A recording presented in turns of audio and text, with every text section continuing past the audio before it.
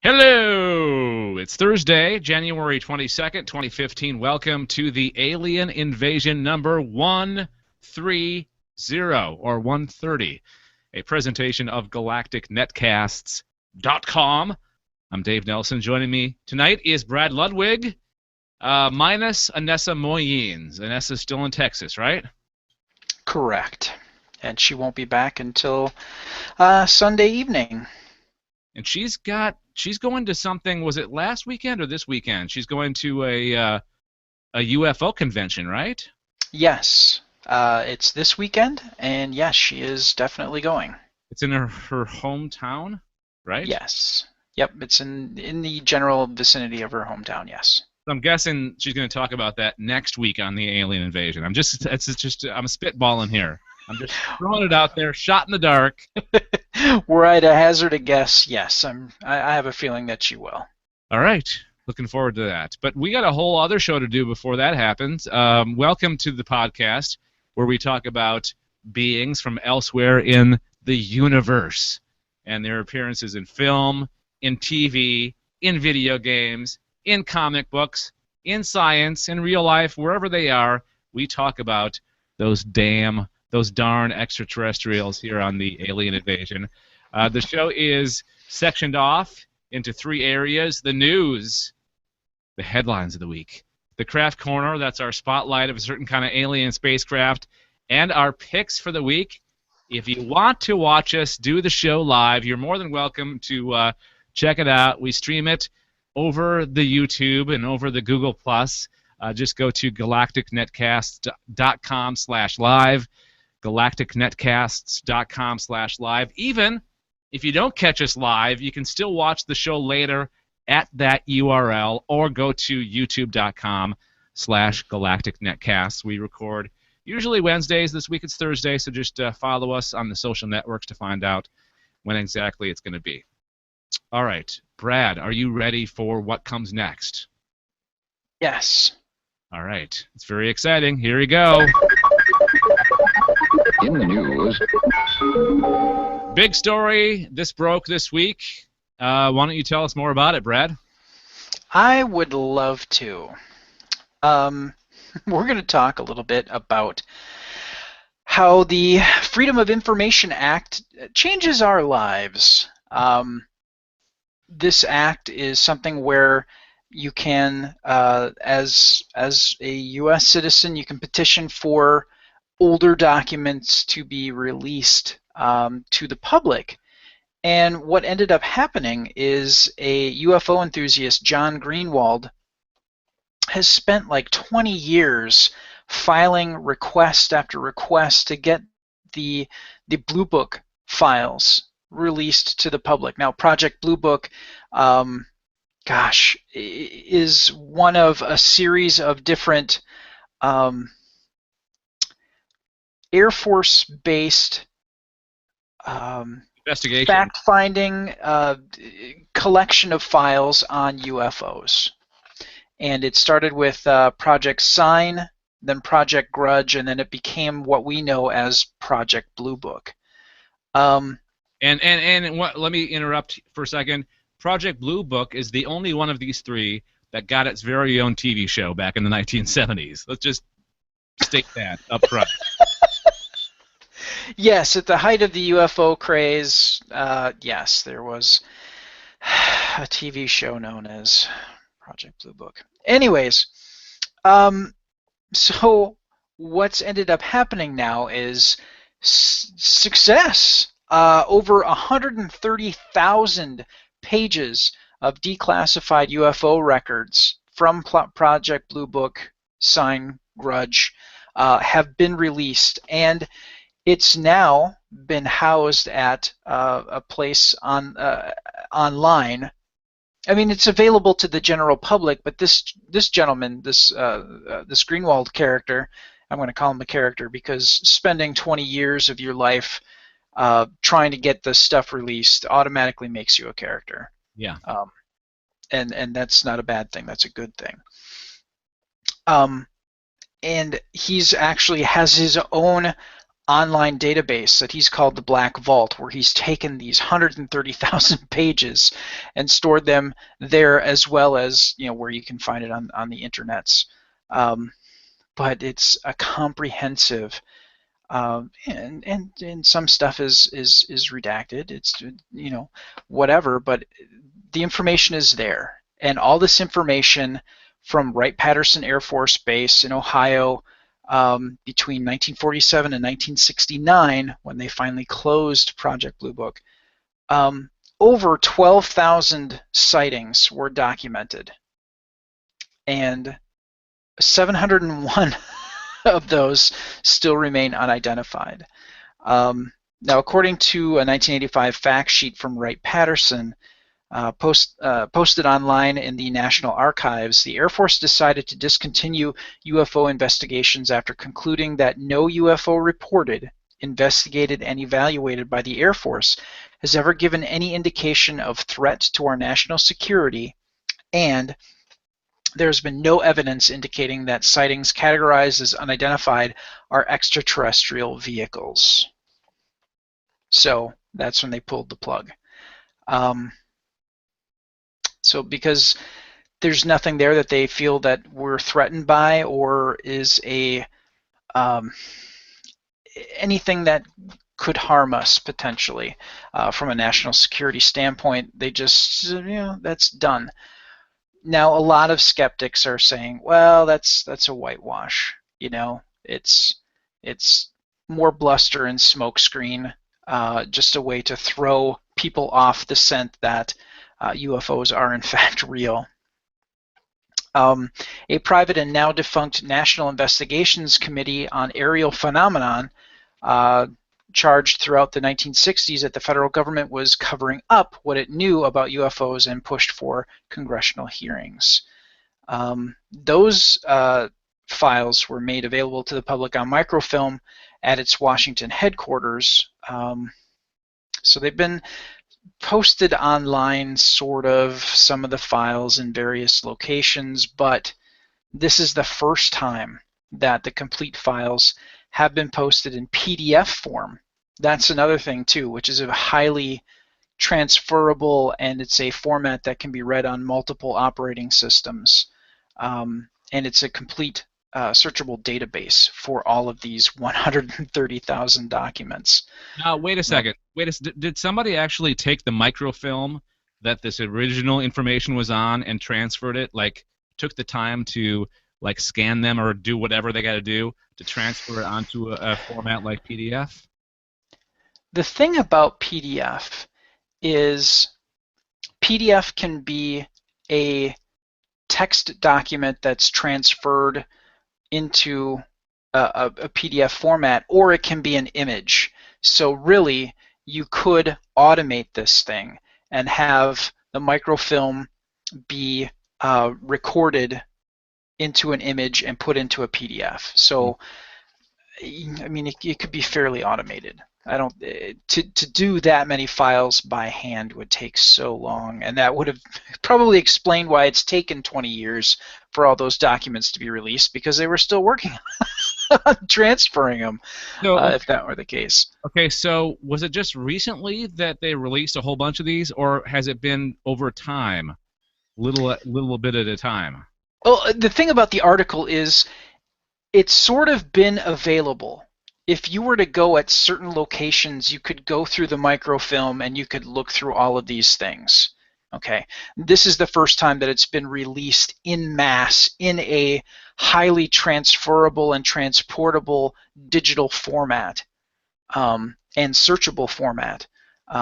So this is kind of a big boon for online communities and people that aren't going to be able to travel to Washington, D.C. or wherever to look at these microfilm documents. They can check it all out online. Now, has there been any revelations made from the information that just became available? Let's see. Not really. I mean, it's all. Well, one thing that you won't find is the 47 Roswell, New Mexico incident. That's not in there. That's Um, that's pre Grudge and the other one.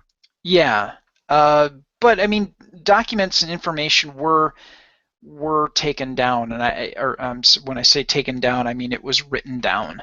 Um, but it doesn't show up in this. And yes, you're right, because it wasn't a part of Project Blue Book or Grudge or Sign.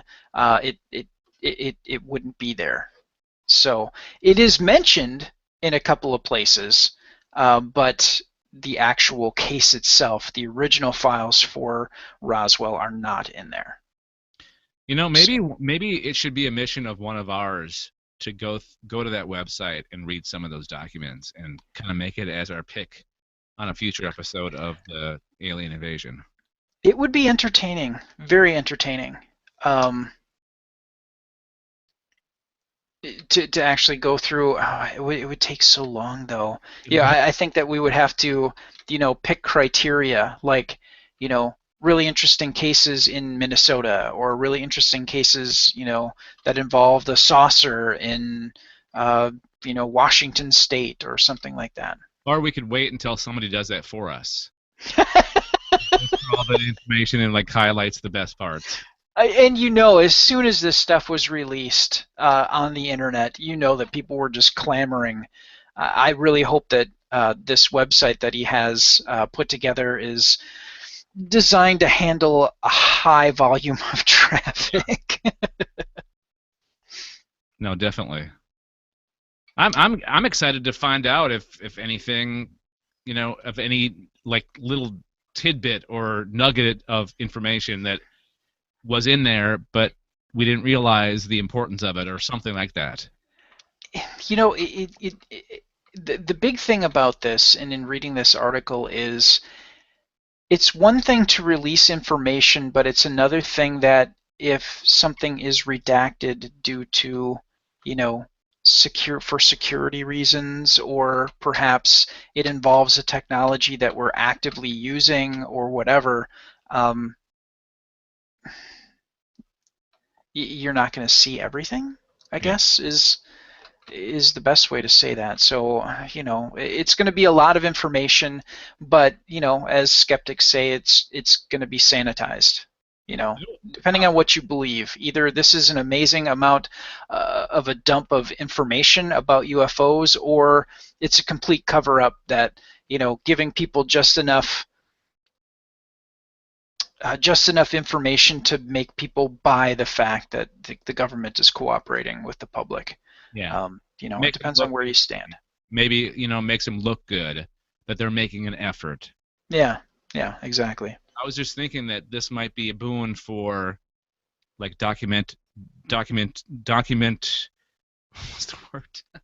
Documentary? Documentary shows that are like Yes. on Discovery or History Channel or the Science Channel of these investigative type shows, because they can go through that information and like revisit the cases Yeah. and maybe find like an eyewitness that was there, or find experts that know more about that particular case, since they have kind of a structure now to look at all these. Yep.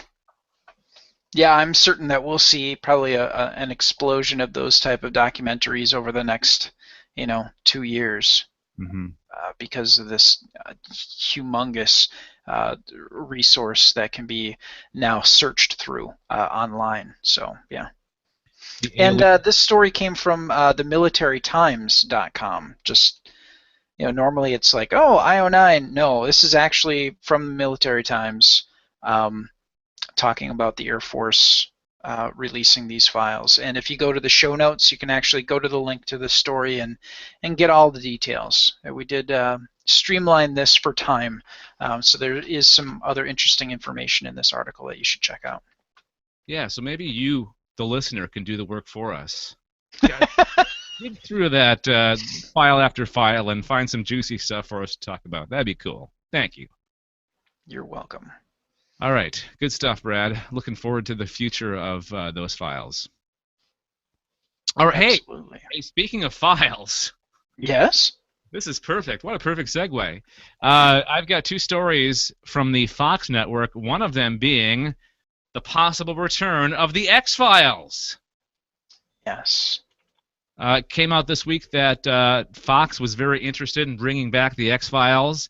There was some big like industry, like television industry event that happened, I want to say last weekend or the weekend before last, and there were some Fox executives at this event, and they said, yes, we are very interested in bringing back, reviving the X-Files. And then yesterday happened when another story came out that said David Duchovny is very, quote, excited to come back if Fox revives the X-Files. Yeah, what's really interesting is I think it was a few days before this came out, so middle of last week, the Nerdist had an interview with Gillian Anderson, and she was promoting her show The Fallen, and she was a little bit cagey about, yeah, a lot of the talk did go to X-Files, and it was really fascinating. If you get the chance, and yeah, I'm pimping another podcast, but deal with it. It's worth listening to. She was really cagey about. She was like, well, if the X-Files were to come back, do you think people would watch it? And Chris Hardwick was falling all over the place saying, oh my God, people would love to see it again. And, and then a number of days later, granted, this was recorded probably a week before, but that if Fox were to make an announcement like this, they would have talked to Duchovny, they would have talked to Anderson, Yeah. and just to feel things out to see if it was even a possibility. So, listening to that, going back and re-listening to that section of the Nerdist podcast and going, yeah, she knew something was up. Yeah, I think they've talked to them. I think the wheels are in motion. I think this is something they're seriously working on, and it goes with the trend of reviving old shows because you've got Heroes Reborn coming out this year. You had 24 last year. They're bringing back what's the murder? Heroes. No, not Heroes. Shoot. It's the FBI agent. He goes to that town. Twin Peaks. Twin Peaks is coming back. That's awesome. It's the FBI agent. He goes to that town. Oh, Twin Peaks. Good job, Brad. Thank you. You can understand Dave. I speak fluent Dave. Yes, you do. So it sounds like there's a definite revival of old shows, and some people may say, hey, they're out of ideas, but others may say, well, these were big hits. People enjoyed them then. They may enjoy them now. And I think that the X-Files, a show like the X-Files, because it's not necessarily a continuous story, because each week they have a different basic file that they have to investigate. I think a show like that is a definite. You could definitely come back with maybe possibly just like a mini series, which this article goes into. Duchovny thinks if we can get the band back together, it'll most likely be just a mini series, which I'm totally fine with. Make 10 episodes, and he says we're old now, so I don't think we could handle a whole series. Plus, both these guys, Gillian Anderson and David Duchovny, plus producer Chris Carter, have other things going on, so they have to find the time to get everybody together to film the series. So I don't think they have time to actually film a complete series, but maybe a mini-series. No, I think 24 was a mini-series, wasn't it? Yeah. Yeah. See, American TV is seeing the advantages of what the British have been doing for years. Finally. Yeah. So are you excited for this possibility? It depends on what they do. I clocked out at about season 6 or 7. It was the season before the season where Doggett appeared. Uh-huh. Um, so I think season 6 was the last one. It got too, not necessarily weird, but campy. It was like they were slowly running out of ideas. Like the last episode, the episode which made me just kind of go, was the episode where um, these children in town are starting to be born with tails, and it turns out that it was this one guy who uh, had some kind of condition, and he hid the fact that while he looked a certain way, he had some kind of physical anomaly, and he had a tail, but it was surgically removed when he was a baby. And all these women, he basically impregnated all these women. And at the end of it, he's a Cher impersonator. It just was ridiculous, absolutely 100% ridiculous. It ended with like this, Cher thing. I wish I could remember the name of the episode because it was just like it was awful. I recall the episode. I remember it. I don't remember the name of it, but I remember it. Postmodern Prometheus was the name of the episode. Yeah. Yeah, there it is. It was 1997. Yeah, Okay. and Fox Mulder gets a letter to investigate some weird thing that's going on in this little town, and yeah, it turns out that it's a Cher impersonator. It just was terrible. There was an old house involved, right? Like Yeah, and then it ends up getting covered in some kind of tarp thing that looks like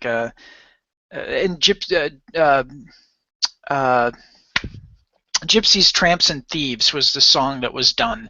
So the tarp, or the material that's rolled out over this incredibly huge house, looks kind of like what you would think of in classic movies where gypsy caravans or bazaars or markets, that kind of colorful kind of striped material. It just was terrible, and I clocked out. I was done. I just want to see more Alien episodes. I want to see them dig into the alien mythology more. And also, there's other subjects that have come up since the show went off the air that they could dig into, like NSA spying. Yeah, and that was something that Chris Hardwick was talking with Gillian Anderson about, is that exact thing. That stuff has gone on since then, and depending on if you're doing a partial reboot or if you're continuing, God, there's a lot of mythos and history there, so it'd be interesting to see how they approach it. But he did mention that there's a number of things that have happened since that could be investigation worthy. So Plus the Fox Mulder and Dana Scully relationship. They had a kid together, right? I think so, yeah. So that part of the show would be interesting as well. My wife is a huge David Duchovny fan. In fact, I think that she loves him more than she loves me. So she was very excited to find out that Duchovny might be back for an X-Files revival. He is a handsome man. I'll give him that. Yes. All right. So the second Fox story that I had was the Alien-Abduction plot line that could have been the Simpsons movie too. And I've got this as my pick later on in this podcast. So we'll get more into that episode as my pick. But in a recent interview, Simpsons executive producer Al Jean estimates there's a 50-50 chance we'll get a sequel to the 2007 The Simpsons movie. He also revealed that January 4th's Alien-Abduction episode, The Man Who Came to Be Dinner, also provided the plot line for said sequel. So that episode almost became the second Simpsons movie. Gene told Entertainment Weekly James L. Brooks opted to hold it back as a possible plot for a sequel to 2007's The Simpsons movie. Two of the allures were exploring the rules of the new world and the cinematic nature of doing something in space, says Gene. But then we were worried that people might think it's an idea that's not canonical. Is that how you say it? Canonical, yeah. Canonical. It doesn't really happen, unlike all the other 560 episodes that really happened. So the ultimate decision was to air it as an episode, Gene explains. It just got to the point where if we were unsure about it as a movie, then it would be good to air as an episode. And then if we do a movie, we just think of something else. So if you want to see what could have been the 2007 or sequel to the 2007 The Simpsons movie, go ahead and watch that episode for free. It's called The Man Who Came to Dinner.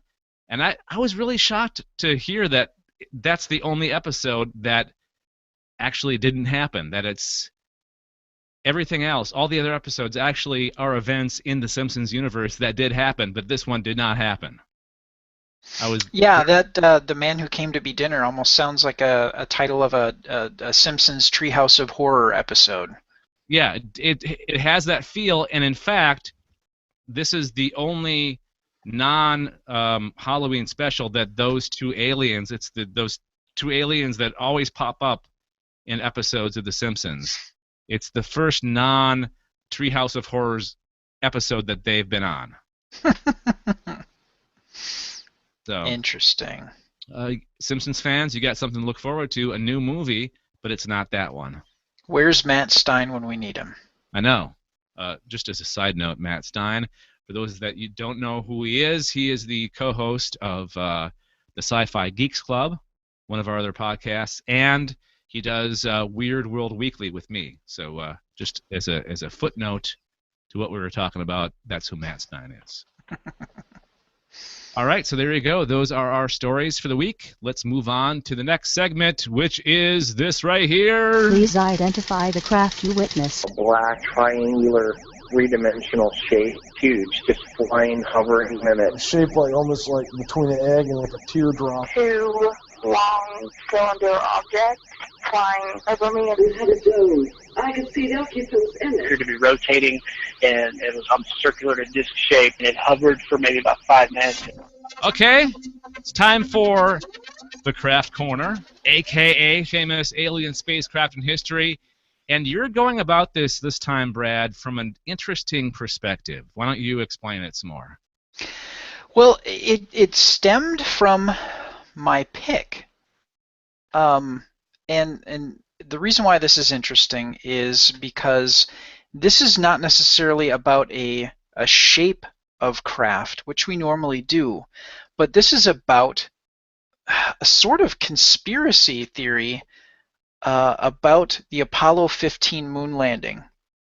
And during that moon landing, as the lander was, moving to get to the place where it needed to park, essentially, they're looking for their parking spot. As they were traveling over the surface of the moon to get to that rendezvous point, they took a lot of pictures and video, and one of the things that they discovered was something that UFO conspiracy theory people think is proof that there is a crashed or derelict ship, an alien craft that is on the surface of the moon. And and my pick was something I found on Netflix called Aliens on the Moon: The Truth Exposed. And like I said, you can find that on Netflix.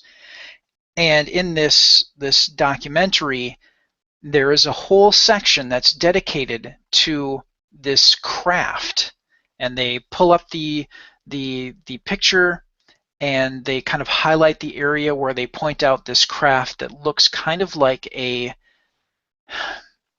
a cigar-shaped, if you think about like classic 1950s rocket ships that Earth people travel in the future, except think about this type of a cigar-shaped craft with a pointed nose that has no fins on it, okay, on the back end to help steer it. That's what this thing looks like, and it looks like it is kind of nose down and partially in and out of a crater on the moon. Okay. Like it kind of Now, crashed and kind of fell face forward into this crater. yeah, and part of it looks like it's sticking up out of the edge of the crater, and that would be the back end, where whatever propulsion system is attached to this quote-unquote craft. A parking job. Yeah, it's a horrible parking job. Either that, or much like the SpaceX rocket that they attempted to land on the floating landing pad, ended up crashing into that. It kind of went at it sideways and crashed. It kind of looks like it just flopped over. They were so close too. They almost got it. They almost stuck the landing. They, well, we're going to be digressing there, but yeah, depending on how you view it, yeah, they came incredibly close. They're going to try it again in like just a few days. So. Yeah, and it's in their best interest with how they're trying to structure that. It makes perfect sense. Now, the reason why I bring this up is in 2007. Let me preface this. In the early 90s, when Jonathan Frakes did the Alien-Autopsy video thing on Fox, that huge extravaganza, where this supposed film footage of the Roswell autopsy of the aliens that were found at that crash in 1947, that became like a huge thing. That fired the imaginations of many UFO conspiracy theorists. Now, what's interesting, and I'm going to go back to what I started before, in 2007, a video surfaced on the internet that was supposed to be from the Apollo 20 mission. Now, for those of you that are sitting there going, but wait, Brad, they only had 17 missions. You would be correct. Now, what this video and the information surrounding it when it was released on the internet stated that Apollo 20 was a mission that did launch secretly, and it was a joint launch between the U.S. and the Soviet Union, because they were both concerned about a possible alien force or presence on the moon, and this craft that had been discovered on the Apollo 15 needed to be investigated. Is this what inspired them to do the movie Apollo 18? Was this the inspiration for that movie? Probably. I have yet to see Apollo 18, but I would not be surprised if that was the starting point for that film. Okay. So this video footage, which is, to me, looks like something that could be very easily faked, and of course somebody who doesn't believe in it would say that, but it's very interesting, and something that you can go to YouTube and you can do a search for Apollo 20 and you will find this video, and it is it's probably about over 20 minutes. I don't know. I saw it over a week ago, and I kind of chuckled a bit as I watched it and moved on. So I don't remember the exact length of time, but it's over 20 minutes, not much longer than that. And in it, you see them travel to the moon, and you see the crew, walking towards or moving past as they're going to land a whole alien city, and this supposedly is more towards the backside of the moon. the dark side of the moon, as it were. The side that we never see. Yeah, exactly, which is very convenient. God, I sound so jaded. I'm sorry. And so you get to see this elaborate city, which to me, boy, you could easily make a miniature landscape and make something like that happen. It's so fanciful. It's almost comical.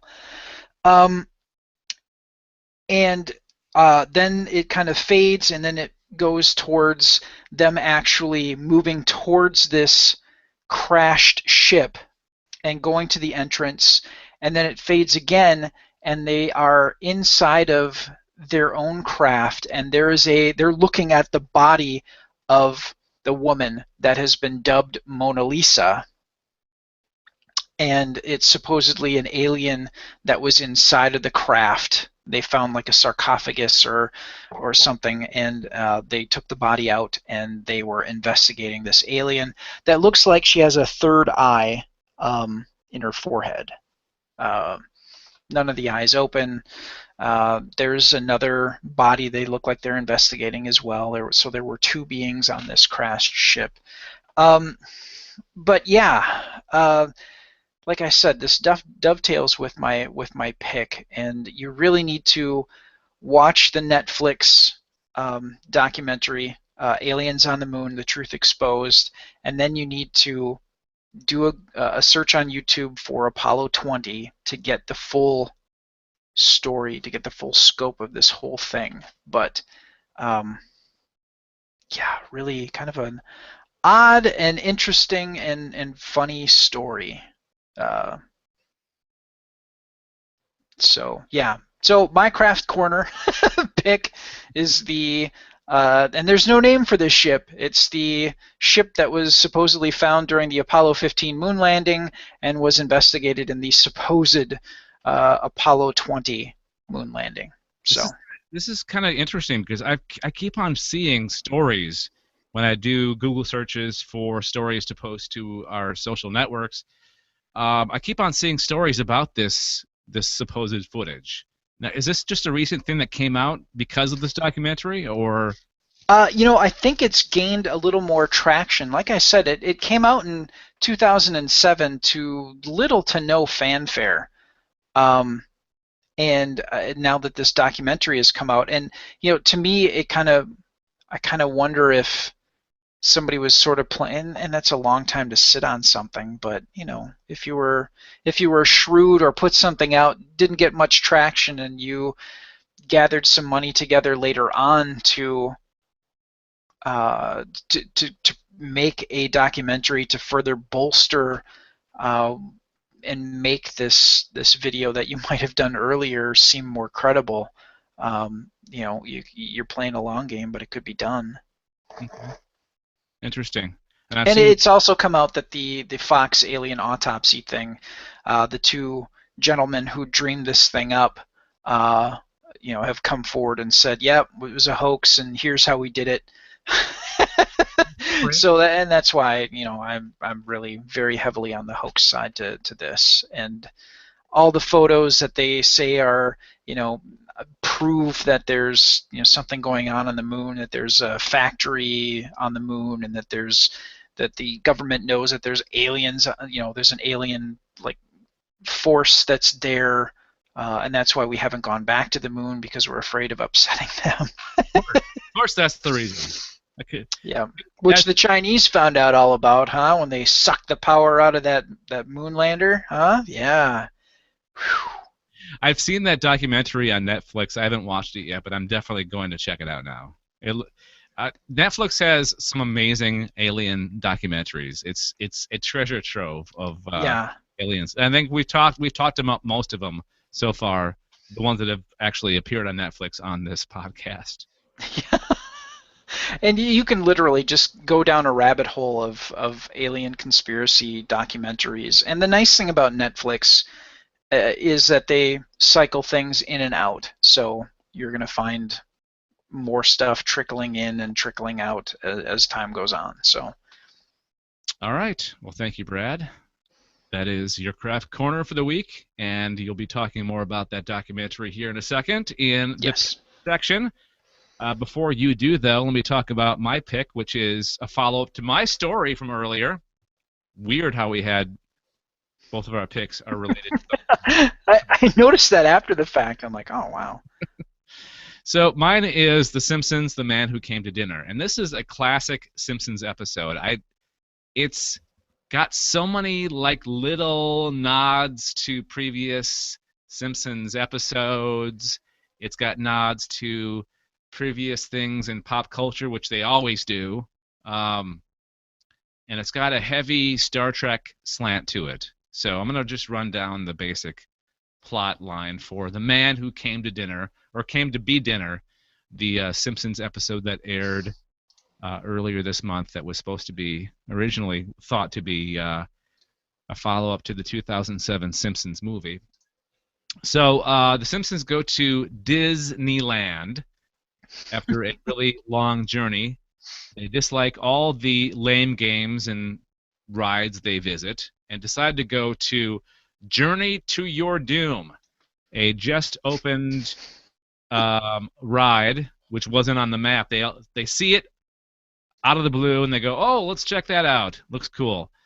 So they get in and it immediately transforms into a spaceship.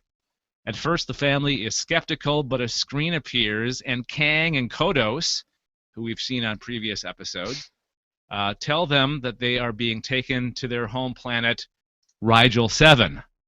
Star Trek reference right there. I believe, if not Rigel 7, there was many Rigels on Star Trek before. At the planet, Kang and Kodos show them around on a giant pet cage. Whoever wrote this frickin' synopsis on IMDb, I want to shoot them because it's written so poorly. The Simpsons are informed they are prisoners. Then they're taken as exhibitions to a zoo, and after a while they're informed they must choose one of them to be dined in a ritual. See? It's written weird. Okay. So everybody votes for Homer. Even he changes his vote from Bart to himself after seeing the other votes. So they all vote for Homer except for Homer, who votes for Bart.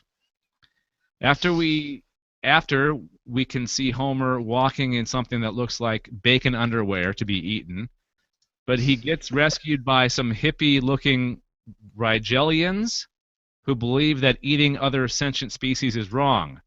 After an excessive party, he gets on another spaceship, only for one that also pleases all desires. But he realizes he won't enjoy it without his family and goes back to rescue them. The Rigelians, in the meantime, have decided to eat the rest of the family, and they are glazed over giant plates with some lettuce and tomato. When Homer offers to be eaten first, he gets to put on a similar plate and annoys the cook by eating the glaze and claiming he didn't do it. So they keep on marinating him, and then they show Homer he's licking the marinade off his own skin, and he denies it every single time. It's funny. So basically, the end result is they take a bite out of Homer, and the alien immediately gets sick and dies.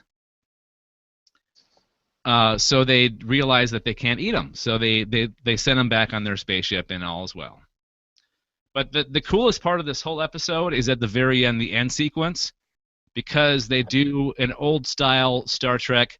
You know how on the original series, when they were doing the end credits, they'd show like a scene from like a previous episode, kind of freeze-framed from they did this at the end of this episode of The Simpsons. Not only did they do that, but they actually, before the very end, they had The Simpsons kind of like on a bridge-ish Star Trek thing. So if you're a Star Trek fan, you will love this episode. So there you go. It's called The Man Who Came to Be Dinner. It's The Simpsons, and you can check it out. I found it on Hulu, and you can find it wherever and watch it and enjoy it and thank me for recommending this as my pick on the Alien Invasion.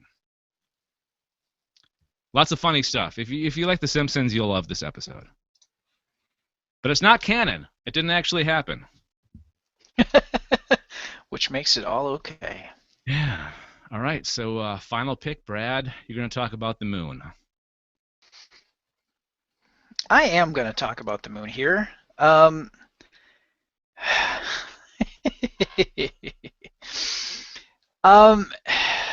So, yes, aliens on the moon, the truth exposed. The truth exposed. Dun, dun, dun. Yeah, and it's very much structured like that. You know, our narrator is a voiceover narrator. Is talking about the whole thing, talks about, you know, man going into space and tackling the moon and all the missions that went there and all the photographs that were taken and the video. And it's fascinating that the people that they get on here, one, you know, there are some that are very credible. There's a NASA photo manager, so somebody that oversaw all the photographs that were taken from the moon missions and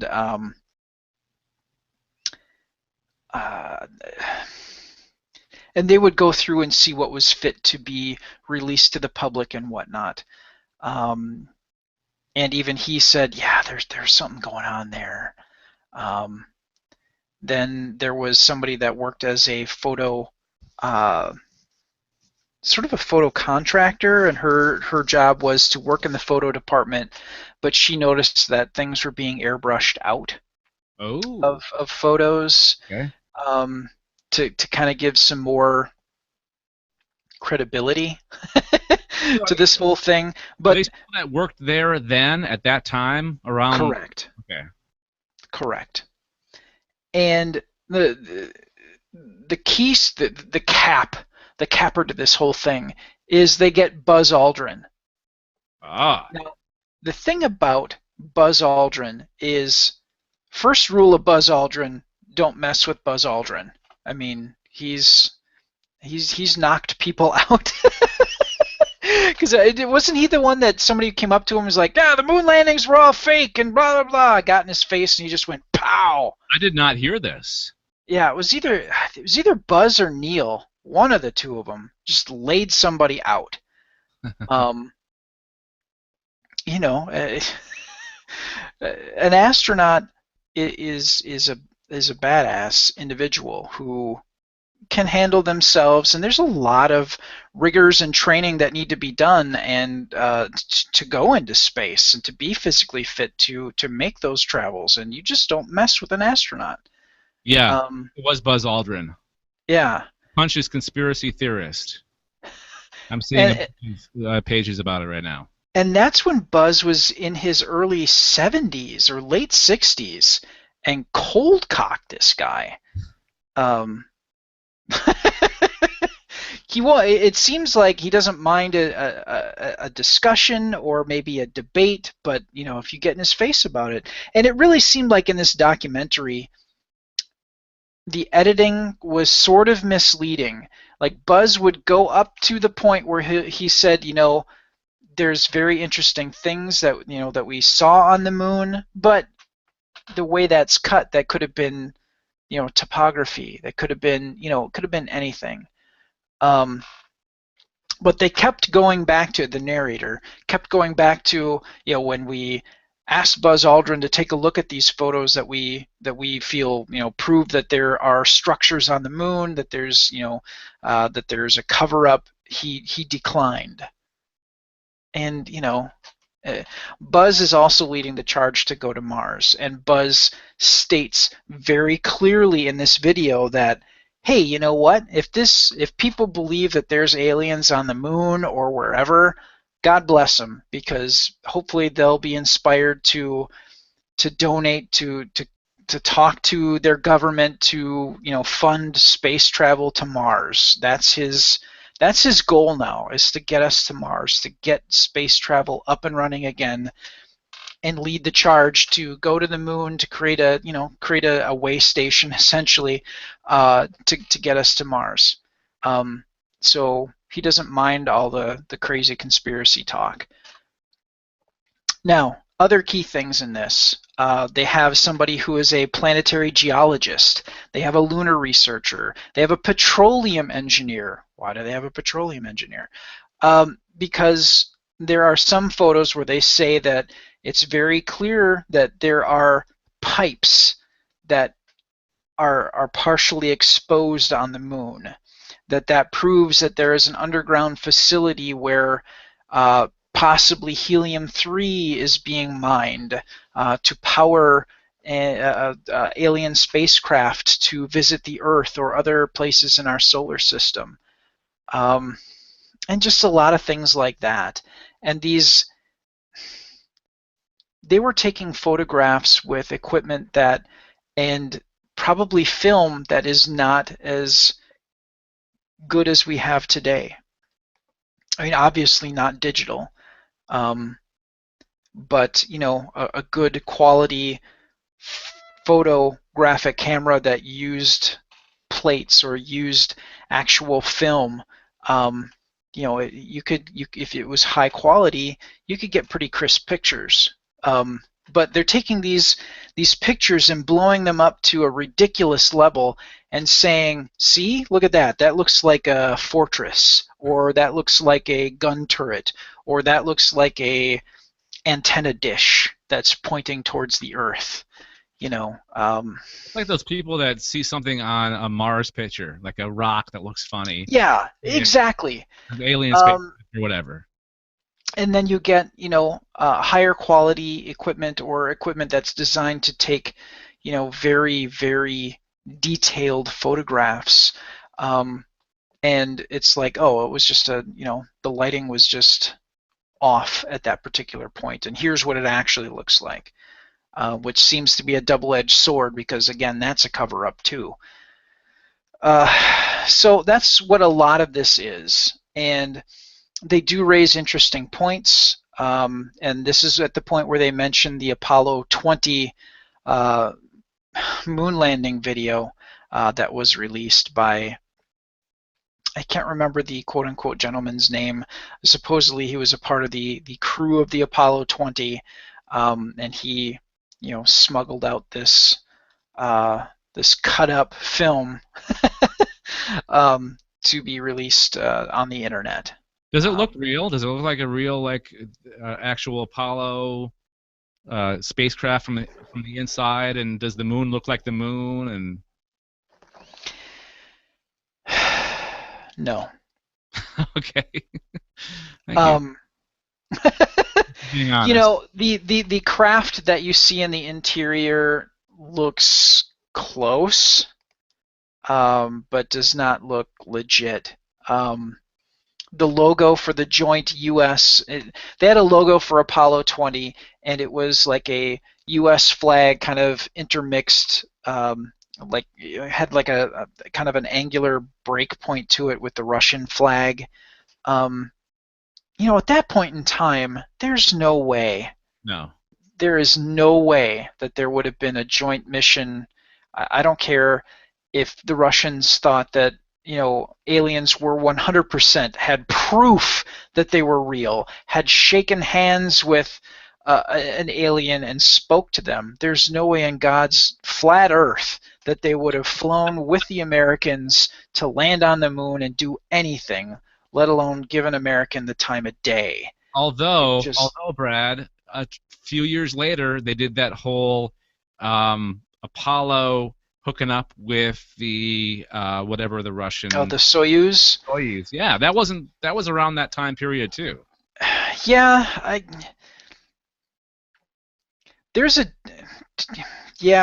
guess, but that was just like a hookup and release just to see if it could be done. Yeah.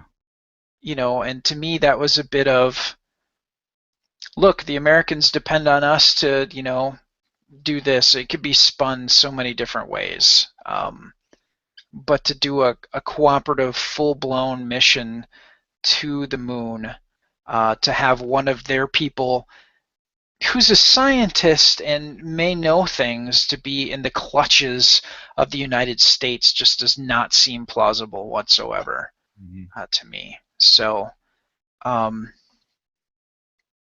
yeah, it's, if you want to watch an hour and a half of conspiracy stuff and watch Buzz Aldrin ride the edge of why are you asking me somewhat stupid questions look on his face, and then kind of flat out say, you know what, you crazy UFO nuts can talk to me, and if it keeps you interested and it makes you want to give money or promote the tax dollars being spent on space travel, God love you. It's interesting. And then, like I said before, follow it up. If you're going to travel down the rabbit hole that far, follow it up and go to YouTube and look for Apollo 20 to see that video. You do see parts of it in this documentary, but you see the whole video if you go find it on YouTube. Cool. So. Yeah, Buzz Aldrin really does. He's been tooting that horn for a while now. A couple of things that I've heard him or seen him on, he always mentions that whole Mars mission. Which is, I mean, it's good to have that kind of person around because it keeps it in our thoughts, keeps it out there. I think SpaceX is going to get there before anybody else does. Were I a betting individual, I would say yes. I think the climate right now of the political landscape in the U.S., NASA's probably going to get cut funding. I doubt that they're going to. They want to privatize space, which that's what SpaceX is.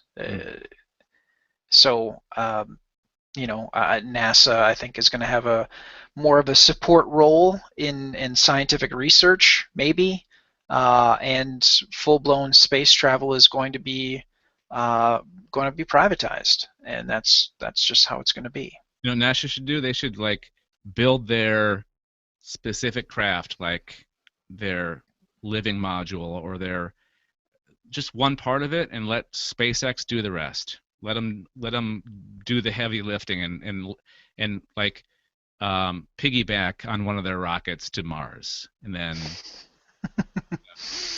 The way it seems to be going is that we'll end up doing more of the research and the R&D that's going to inspire and be passed on to private industry, which is part of what NASA's done, in its quest to go to space and to do what it does. But I think that role is going to be far more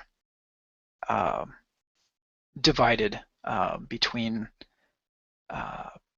R&D and space travel. It's going to be a lot more reduced in that regard, and we're going to see them just creating experiments and some satellites and some probes and whatnot, and the rest of that's going to be handed off to private industry. And according to a story that I read this week, there's a Chinese company that wants to put a ring of solar collectors back to the moon, a ring of solar collectors on the moon, and then beam the energy from those solar collectors back to the Earth. So. Well, it's one of those things where that's going to be something that's going to need to be, if you want a colony on the moon, you're going to need energy, you're going to need power. So even if they don't get that energy to Earth, that energy would be there for someone to use to, create a base or something like that there. So. And the people on the moon can use the space internet that Elon Musk wants to build. All good. All right, thank you. Those are our picks. We had Aliens on the Moon, The Truth Exposed, and The Simpsons, The Man Who Came to Be Dinner. I love our picks. They're always so varied. Yeah, and hopefully our listeners dig the fact that we try to find things that are on different ends of the spectrum in some cases, and if you do, give us some feedback and let us know. Yeah, feedback 805-328-3966. That's the voicemail number. Or you can call, or you can email galacticnetcasts@gmail.com. And who knows, might leave or use your feedback on the show. You can find us at galacticnetcasts.com. You can either click listen or subscribe to get the episodes. And please, if you have friends, if you have family, and if you like our show, let them know. Be the champions for us. That's the one thing of anything that you do. That's the one thing, the one most important thing to do is tell people about our show. And that way more people can enjoy it. And then it's kind of like a snowball effect. You tell one person, that person tells another person, and so on, and so on, and so on. So, should I be saying something about Stitcher and 5 out of 5 stars? Why is that? Actually, that's a part of the feedback from. I was looking through some of our pages, and I found this bit of feedback that I wasn't sure that we had talked about. Oh, wow! No, I didn't see this either, and I check that once in a while. Okay, so it looks like Blue Nick on Stitcher gave us 5 out of 5 stars. Thank you. He says family friendly, entertaining sci-fi news. Great chemistry among the hosts. Very entertaining. Good source of information around sci-fi news and items. That's awesome. Thank you very much. Thank you very much. Yeah. You can find us on Stitcher. You can find us on iTunes and TuneIn Radio, or just go to the website galacticnetcasts.com. And that's going to do it for this episode of the Alien Invasion. Thank you for joining us. You got a final thought there, Brad? Yes. I'm kind of wondering if they had video of Apollo 20. Where's the video from Apollos 18 and 19? Maybe Microsoft was running them. Maybe. Microsoft seems to like skipping over numbers, so. Yeah, it could have been Apollo Vista or Yeah. Vista 18. Yeah. They went back to the classic. Yeah. All right. We'll talk to you next time, Brad. All right, Dave. Thanks. Bye. Bye.